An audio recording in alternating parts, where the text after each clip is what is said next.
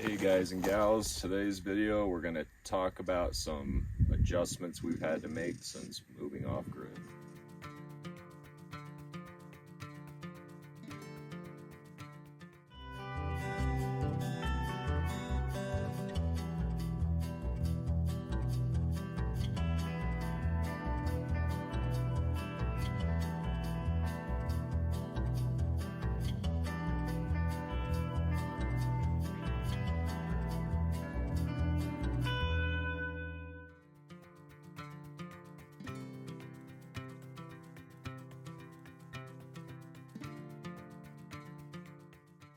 Hey, welcome back to our channel. If you're new here, I'm Keri and this is Doug. And in September of 2022, we moved onto our off-grid homestead property here in southeast Arizona, which is in Cochise County, for those of you that know the area. And we are building a homestead property. We have about 36 acres. We're building it from the ground up. So we would love you to subscribe to our channel if it's something that you're interested in. So we're gonna put this door frame together that we're going to be using in our chicken coop, and we started just talking about how everything that we do now we really have to think through. We live kind of in the country now, so it's a big adjustment for us actually, because we came from a very we lived close to Denver before we moved out here. We were only about 10 minutes from downtown Denver, so everything was close. Like, we had several grocery stores within walking distance of our house. We could order DoorDash, we could get grocery delivery, whatever convenience we needed. You know, the hardware store, the dry cleaners, everything was within just a few mile radius of where we lived. So moving out here into the rural part of the country, as we're needing supplies and we're working on our homestead, we have to be a lot more thoughtful in how we do that. Yeah, and if you guys are thinking about moving out to the country, just think that nothing's going to be convenient anymore. You're going to have to make lists throughout the week and pick a day that you're going to choose to go to town and resupply and get propane, get your food, your groceries. You need to get some wood for that project or anything. You need to learn to bundle it all together, and because gas isn't cheap, right? No. To fill our tank and go to town and come back is about $50. Yep. Yeah, so we're rural for sure, but it's not, you know, the nearest city is 20 to 30 minutes depending on which direction we go in. The bigger cities, you know, where they have Home Depot and the bigger grocery stores and things like that, are 45 minutes to an hour one way. So it's definitely been an adjustment. I think you're probably wondering if it's worth it, and we want to talk to you about that towards the end of the video, so stick around. And if you haven't subscribed yet to our channel, please do, because we know there's a lot of you that watch and aren't subscribed, and we would be very honored if you would subscribe. So anyhow, we definitely have to be a lot more thoughtful, and the conveniences that we used to have they're just not there anymore. So we make lists, and you know, there's often daily that we're like, oh, we need this or we need that, or oh, look, we're low on dog food, or whatever it is, coffee, you know, things like that. And so we make lists, and when we go to town, we make sure and bring our list, and we try to whomp it out all in one day. And we usually come home with the car like completely packed with groceries and building supplies and things like that. So we were talking about that because when we went to get this wood for this door frame, it was we had to bring the trailer because they're big long pieces of wood, obviously, and we couldn't really strap them on top of the car, and we just had to be thoughtful about that. We also, being off grid, and we're not connected to any utilities at all, and that means no electricity, it means no water, and it means we don't have trash service. So we don't have a trash truck that comes through our neighborhood to pick up our trash. So with that, we also have to plan ahead, because as we accumulate trash, we try to be really good about our trash. We do a lot of composting. We compost everything we can.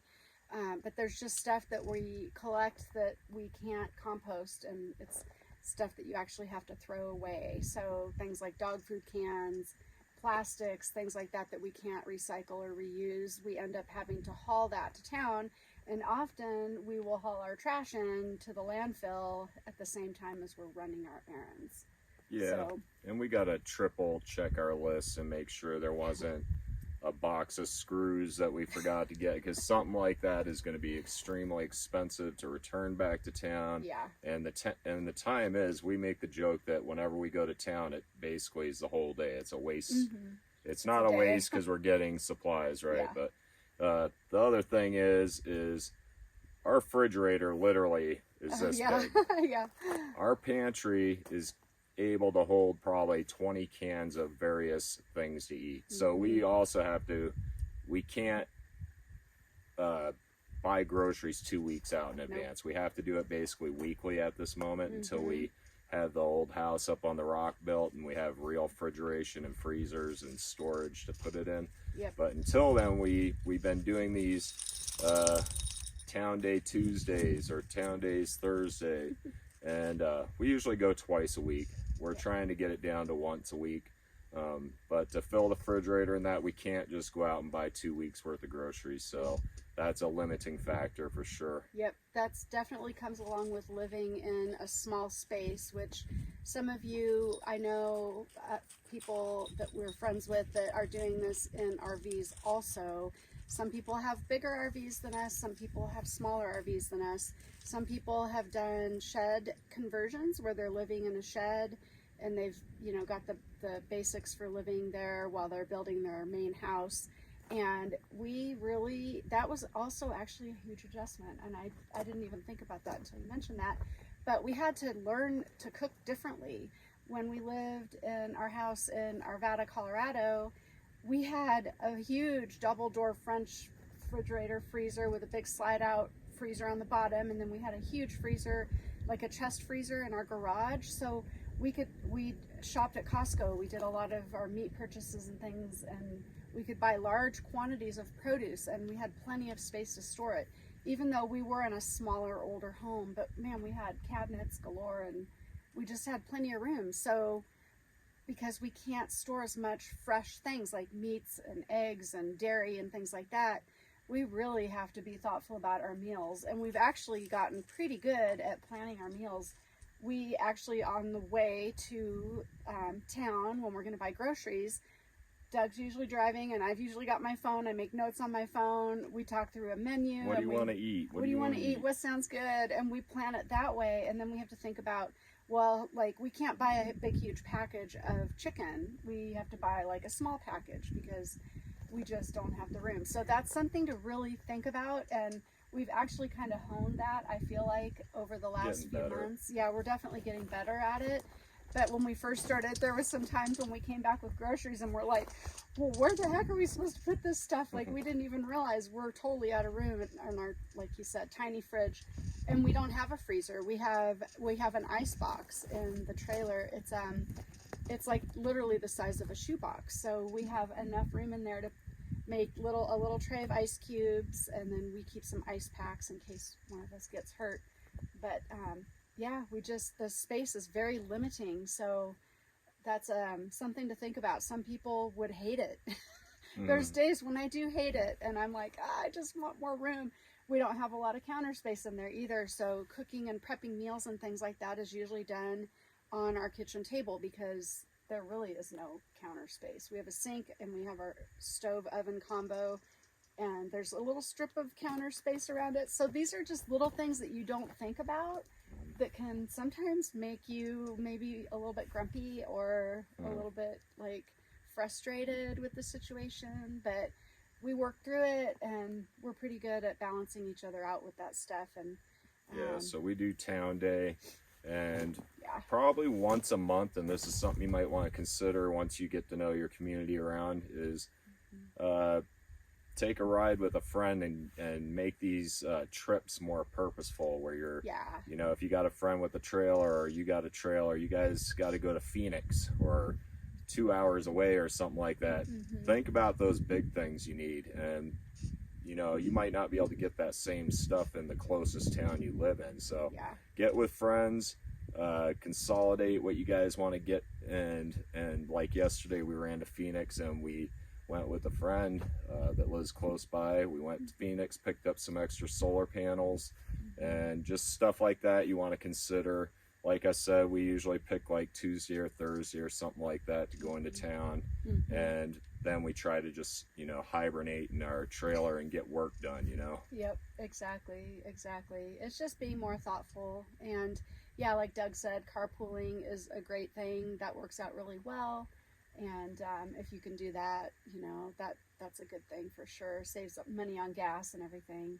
Kills two birds with one stone sometimes. So. All right, so we've shared with you a little bit more about what we feel like are things that we've kind of struggled with, just a little bit. It's not a big deal, but you just need to be aware of it, and you just need to think these things through and how you're going to work through it as a couple. And you know, you're probably wondering now that we're nearing the end of the video, is it worth it? What do you think, Douglas? I think it's definitely worth it. To get away from that rat race, I'd rather have the inconvenience of driving, you know, 50 minutes, 30 minutes to the nearest place.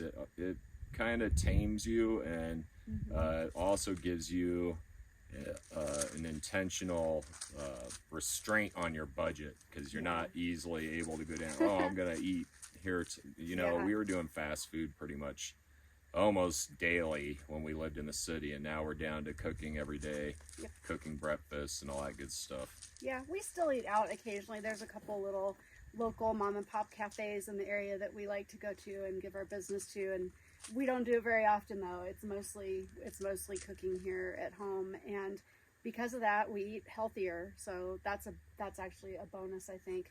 Like he said, it's like restraint. You can't control it because, you know, there isn't a steak restaurant a few blocks away. So it's a good thing. And the other thing that we really like about rural living is the peace and solitude out here. I mean, we have neighbors close by, but they're not close enough to where we see each other. It's just a whole different atmosphere, and you can hear it right now. It's silent. There's no honking cars. There's no, you know, just that bustle of the city. You feel like you can breathe. The air is cleaner. And although we only go to town like twice a week, it's still, I want to get the hell out of there as fast as possible once I get there. It's like it all comes back. Yes, especially the traffic, I think. Especially when you've gone your whole life living near cities or with those conveniences. It's just like you get out here and you realize you've been missing real living, I believe. Yeah, it's my definitely. opinion, for sure, but. Yeah, I mean, there's nothing like the stars out here. You come outside at night, there's no street lights, there's no light pollution. The sky is unbelievable. I wish we could show you guys what the stars look like. They're so bright and so intense, and they feel like they're so close, and it's just quiet. We hear coyotes, you know, we've actually got packs of coyotes around here. We can hear them. We can occasionally hear a neighboring cow or one of the neighbor's goats. We hear other people's dogs barking in the way distance occasionally, but other than that, it's just peace and silence, and you can think straight, and it's just so much less stressful. So what we want you guys to take from this video, besides showing you some of our work in progress, is, you know, take the time to make lists. Pick certain days to go to town. Try to stay on your homestead as much as possible, or go to fellow homesteaders around. But I mean, that's really engaging yourself in what you have here, is that peace and quiet, and stay out of the city as much as possible. Yeah. But that's gonna be it. We have a very special video coming up for you on the 30th. I'm hoping to get it out by the 30th so you guys can enjoy it over New Year's. It's coming up to be our 1 year. I mean, we are at 1 year right now, guys. 1 year on YouTube, not 1 year here on our homestead. Yes, 1 year on YouTube. Yeah. A lot of you started out with that very first video. Horrible video, by the way. But and we appreciate you guys for sticking around all these times, and you new guys have just signed on, subscribed. We really appreciate that that you subscribe to our channel. Yeah, thank you for taking the time. Thanks for sticking to the end, you guys. Have a wonderful day.